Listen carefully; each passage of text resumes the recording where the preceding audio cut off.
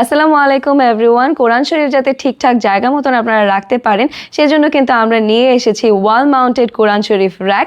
দেখতে পাচ্ছেন আমার হাতেই কিন্তু এটি রয়েছে অ্যান্ড সামনে কিন্তু দেখতে পাচ্ছেন খুবই চমৎকার একটা ডিজাইন করা রয়েছে। এটি কিন্তু শেলফের মতন করে ডিজাইনটা করা থাকবে অ্যান্ড এখানে কিন্তু কালিমা শাহাদাটা কার্ভ করে লেখা রয়েছে অ্যান্ড এটার সাথে কিন্তু আপনারা ওয়াল মাউন্টিংয়ের জন্য এখানে কিন্তু হুক করা পেয়ে যাচ্ছেন অ্যান্ড আমরা আপনাদেরকে রয়্যাল প্লাগ এবং স্ক্রু কিন্তু প্রোভাইড করে দিব। নিচে যে পার্টটা দেখতে পাচ্ছেন সেখানে কিন্তু আপনারা বুঝতেই পারছেন যে এখানে এটি কিন্তু করা রয়েছে তসবিগুলোকে ঠিকঠাক মতন রাখার জন্য। ঠিক আছে, আপনারা এভাবে কিন্তু জিনিসগুলোকে সেট করে নিতে পারবেন যে কয়টা তসবি আপনারা রাখতে চাচ্ছেন।